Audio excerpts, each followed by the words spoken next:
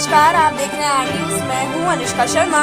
I love Mohammad का विवाद थमने का नाम ही नहीं ले रहा। कानपुर से शुरू हुए आई लव मोहम्मद का विवाद लगातार बल पकड़ता जा रहा है, जिसमें कई शहरों में मुस्लिम समाज के लोगों ने मुकदमा लिखा जाने के विरोध में लगातार प्रदर्शन कर रहे हैं। कई जगह पुलिस ने प्रदर्शनकारियों की झड़प भी हुई। 12 वफात के मौके पर कानपुर में आई लव मोहम्मद लिखे गए पोस्टर लगाए गए थे, जिसके बाद पुलिस ने कई लोगों पर मुकदमा दर्ज किया, जिसका पूरे प्रदेश में लगातार विरोध हो रहा है। वैसे 20 ट्वीट पर कर चुके हैं। उसी क्रम में कानपुर में आज समाजवादी पार्टी के तीनों विधायक मोहम्मद हसन, भूमि विधायक अमिताभ वाजपेयी, विधायक नसीम सोलंकी ने पुलिस कमिश्नर को उद्यपान देकर मुकदमा वापस लेने की मांग की है। देखिए पूरी रिपोर्ट।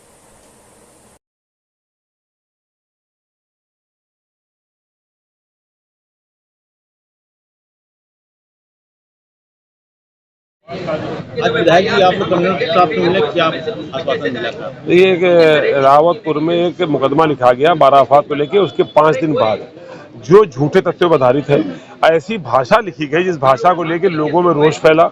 कानपुर तो कम, कानपुर के बाहर के कई जिलों में, कई प्रदेशों में और कई देशों से ऐसी आवाजें आई जिसको लोगों ने पसंद नहीं किया।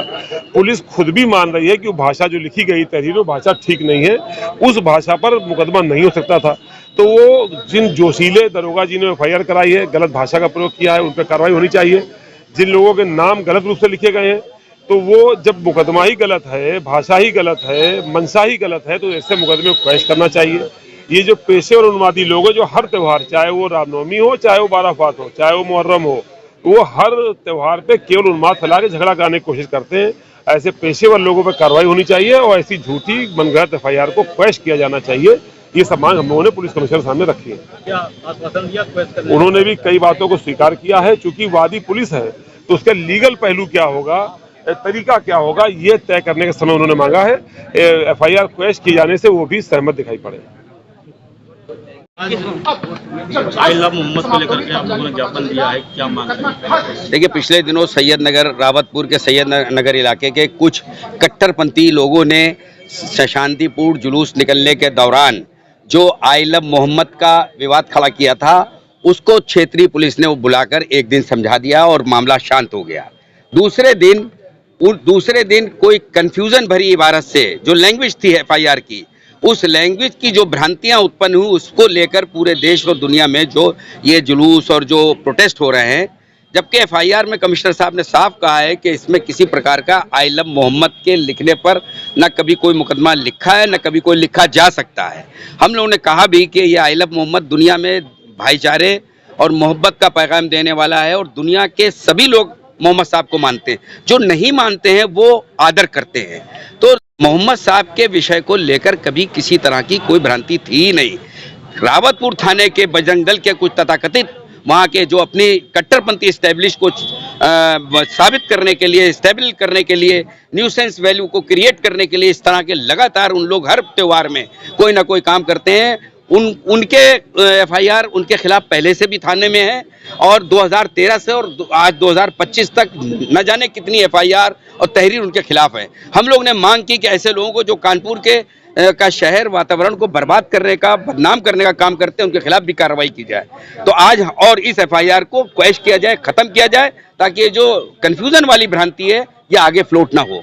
पुलिस ने पहले ही कहा था कि आई लव मोहम्मद को लेकर के एफआईआर नहीं करेगी, उसको लेकर के एफआईआर करेगी। फिर भी लगातार प्रोटेस्ट हो रहे हैं। देखिए, पुलिस ने पहले भी कहा था और आज भी पुलिस ने कही है। आज 4 तारीख से और आज तक के 23 तारीख हो गई है, लगातार जो भ्रांति फैलाने वाली ताकतें हैं। चूंकि एफआईआर की जो आप वो पढ़ेंगे, इबारत पढ़ेंगे, उसमें पहले दिन का जिक्र किया, उसमें आई लव मोहम्मद का नाम उस पहले दिन की घटना को लेकर उसमें इंगित किया गया और उसी को आगे दूसरे दिन की घटना को जोड़ दिया गया। तो इस एफआईआर को जब कोई पढ़ता है तो ये समझता है कि भाई हर आदमी वकील नहीं है, हर आदमी इतना समझदार नहीं है। आई लव मोहम्मद की पहले दिन की इबारत को लेकर, जो पहले दिन की तहरीर को लेकर जो क्षेत्रीय थाना पुलिस है, उनके या तो एक्स्ट्रा मतलब कुछ ज़्यादा करने की चाहत, उन्होंने नंबर बढ़ाने के लिए कुछ किया हो या उन्होंने कन्फ्यूज़न में किया हो, ये सारा उसी वजह से ये विवाद की जड़ बना है। तहरीर अगर दूसरे ही दिन की होती, केवल और दूसरे ही दिन की घटना लिखी जाती, तो निश्चित रूप में कोई बात नहीं होती। दूसरे दिन भी कोई घटना ही नहीं हुई।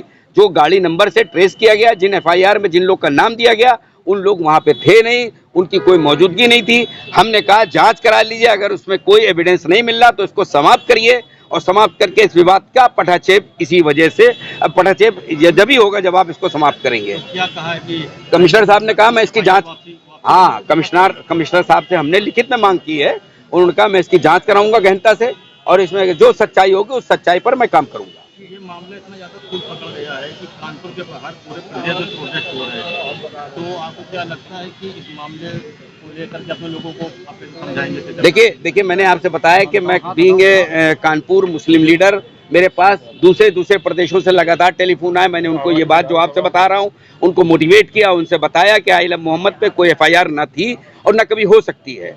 तो उन लोगों ने, बहुत से लोगों ने समझा, लेकिन हर आदमी मेरे तक नहीं पहुंच सकता, हर आदमी किसी जिम्मेदार अधिकारी नेता के पास नहीं पहुंच सकता।